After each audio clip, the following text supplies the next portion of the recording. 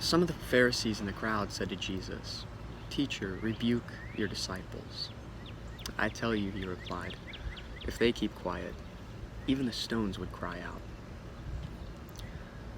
One of my favorite sounds is a bird song. It's nothing special, nothing out of the ordinary. In fact, it's quite the opposite, nothing but ordinary. I like bird songs. They bring about something good in me.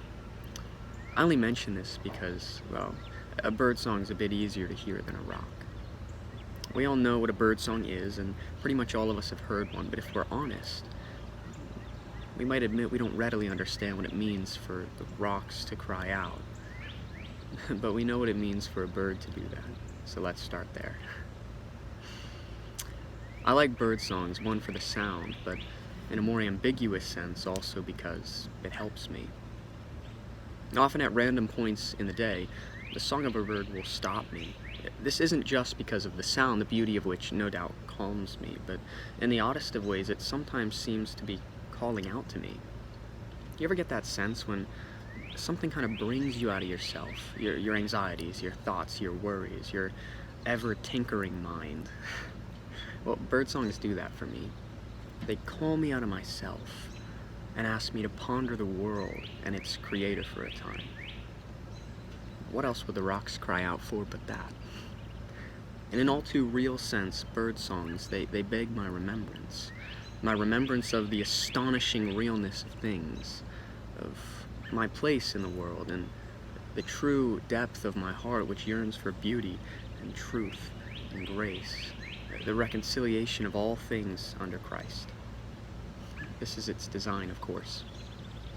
Sometimes this remembrance, this ponderance, this sitting in the richness of a beautiful moment, well, it turns into something else.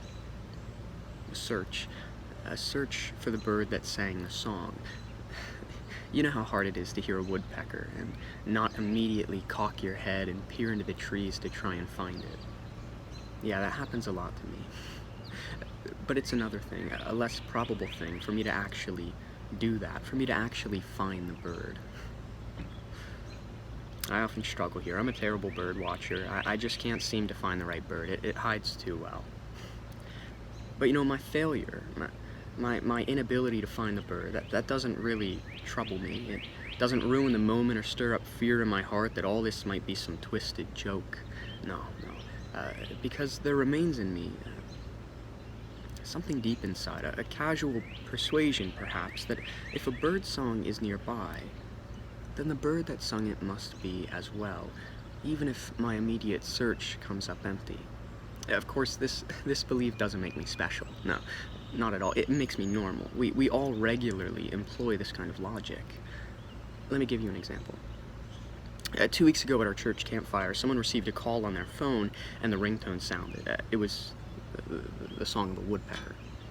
Now, as soon as it sounded, as soon as they heard it, 3 people from the group immediately cocked their heads, listening intently to the song with clear enthusiasm, and went off to find the singer, the woodpecker. Naturally, they couldn't. It wasn't there, so they came back to the fire.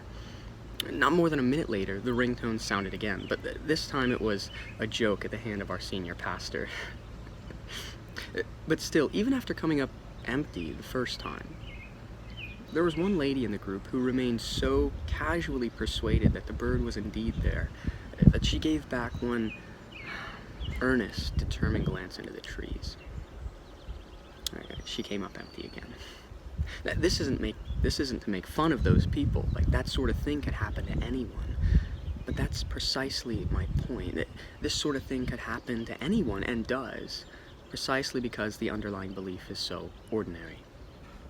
If we hear a bird song, then that must mean a bird is nearby. But even if we can't find the bird, if it turns out the bird has hidden itself and we just can't find it, by virtue of its song we can still know the bird is there. This is why we never first suspect that a bird song is instead a trick, that it's an artificial copy, a ringtone perhaps. Because we first believe that the bird song is real, and subsequently that its singer is too. To put it simply, the song evidences the bird, and we're secure in this belief. We hardly question it. So our first response is to listen and wonder in the beauty of the song without anxiously searching the bird into view and so missing its song in the process. No. Instead, we rest without fear, and we courageously call beautiful what is truly beautiful. So my friends, my devotional thought, my word of encouragement for us today is that it can be the same for us with God. We can listen for his song, and even if we can't seem to find him in the trees around us, but by virtue of his song, we can still know he's there. For our God is that great bird, the grand musician, conductor of the heavenly host, eternally composing his glory, the first Noel. This is no human glory in that it's a song to us, but not sung by us. Rather, it's the first song, the song before all others, the song of in the beginning and amen, the song of dust and breath, of birth and life, of cup and bread, of gathering and winnowing, of death and resurrection, love, faith and hope, of freedom and liberation, of justice to the captives, of diversity and shalom, of making all things new. It's a song, but more than a song, it's a way, a truth, a life, a person. And that person is here as the first and final song. He sings out, not from some far-off ethereal cloud in heaven garbed in obscurity. No, he's mystery revealed incarnate, the tabernacle in person, living here among us, within us, embodied to the core, as a bloody cross, a slain lamb, a well in the next of living water. He can be felt, touched, tasted, and seen. He can be heard in the cry of the rocks. The Lord is good. His steadfast love endures forever. Now that was pretty poetic, and for some, poetry doesn't quite cut it. Like, cool, you made the song sound beautiful and all, but that's kind of pointless if we don't know what it sounds like. Well, here are a few suggestions, a few instances of the melody, what it may sound like to hear the song. The clatter of a widow's only 2 copper coins, everything she has as a gift to the holy treasury. The tear of a blind beggar who for the first time in decades feels seen and appreciated, healed in the footsteps of love. The shouts of a cripple who had received his miracle and stood on strong legs once again. The despair of an addict who's torn to shreds by his daringness to hope for something more. The giddy wonder of a child at seeing a butterfly.